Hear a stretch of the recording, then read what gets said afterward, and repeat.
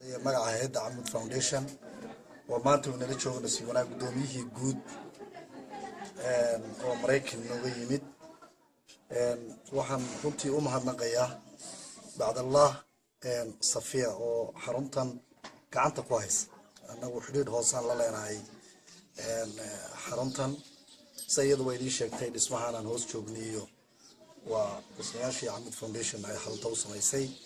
say sheegtay iskaashi bay u baahan tahay runtii xaruntu way ku yar tahay kolba wixii awoodayada ay iyo tabartayada ah waxba ka aqrinayno waxa aad faahfaahin doona insha Allah gudoomiyaha waxaan u oranayaa Safiya ay runtii agoon marka amaana lagaaga dhigo ama agoon waxa meesha yimaada agoon ku soo soconay marka adigana xisaab baa ku taalo lagu la xisaabtami doona Ilaahay baa ku la xisaabtami doona ilmaha halkan jooga ee aabaha u yeelanaya adeer waa inuu noqdaa waa inuu adeer u noqdaa laakiin halkan macnaha agoon waa ilmaha abhiidintu marka agoonta halkan ku jirta waa inay noqotaa agoon bila aaba hadii kale imtixaanku daweyna wada qabsan doonaayo waa wax xaqan u lahayn waxaan xaq u lahayn ayuu qaadaan marka insha Allah awlaaduna awlaadaad wanaagsan xarumaha aqoomeed ee aanu gacanta ku hayno xarumaha ugu wanaagsan ee meesha ugu sareysa galay gasha ayay ka mid ama burca ha noqoto ama hargeysa ha noqoto xarunta weyn ee hargeysa oo iyadana runtii bari hore way liidatay aad hadda meel wanaagsan marayso aad soo gabadh wanaagsan baa joogta xarumaha aqoomaha ilaa boorama isku xidhan ilaa maaragtay wajeer Kenya aanu gacanta ku hayno xarumaha ugu wanaagsan bay ku jirtaa ugu maamulka fiican aad iyo aad baan ugu mahadnaqayaa runtii Safiya waad mahadsantihiin aad iyo aad baad u mahadsantihiin ka soo qaybgalkiina aad nagala soo qayb gasheen dhagax dhig aan u samayn doono store aan u dhisi doono maanta hadii la yiraahdo wixii ka dambeeya aan u bilaabi doono aad iyo aad baad u mahadsantihiin gudoomiye assalaamu calaykum maaha inaan ganacsi maanta isku niminay inaan reer koola isku niminay maaha waxa weey wax layna faray Allah subhanahu wa ta'ala hadaan isku naxi weyno anu hadaan ku naxi waayo ilaahayna noo naxi maayo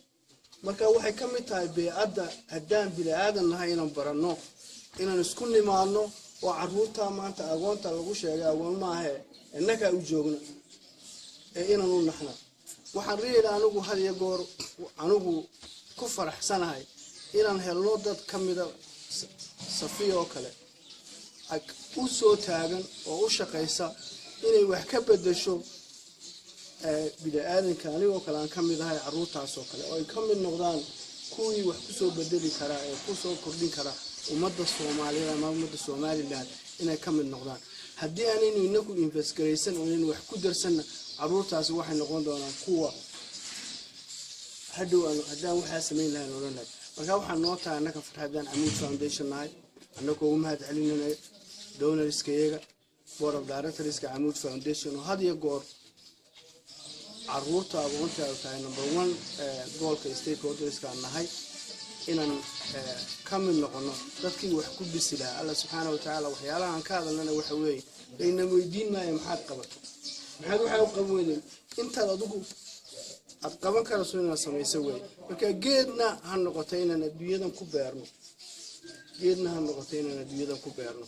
weey marka waxyaalo badan anaku ma qabanano waxaasan sameynay meelihiin hadaan Camud Foundation ay laakiin se taraankayaga wixii aan tarano inaan ku tarno gabiilay message-kayga ama warka aan diranaana waxa weey inaan anaku isku naxariisano inaan quluubteena isku soo celino dadkani caruurtaasi waxay noqon doontaa dadka markaan maanta wadanka ka tagno dadka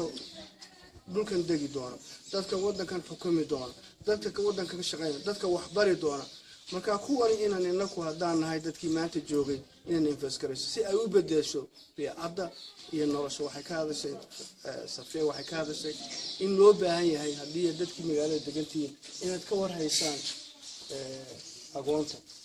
haddaad maanta meeron agoonta ka war hayeen burito la ku ijaabka ku galay noqon doona ku wax dilay noqon doona ku qaalaan laga qaaday noqon doona marka in intervention lagu sameeyo caruurta inta yar yihiin la invest gareyso maaha in kharash laga fikiro oo la yiraahdo caruurta adiga waxba u baahan tahay laakiin se inaan ka fikirno in wax lagu darsado ummadda waxaad wax ku darsato unbaad waxay ka heli kartaa marka waxaan aad iyo aad ugu mahadcelin anigoo hadalka ku batay in laga warhayo inaan haddaan nahay dadkii waddanka deganaa ee Somaliland wata inaan is saamaxno in quluubteena Ilaahay isku keen soo celiyo qof walba qofkii is saamaxno aan caruurteena iyo ummadeena iyo wixeegana aan koonsano si aan u noqono ummad isku soo hilowda وجزاكم الله خير والسلام عليكم ورحمة الله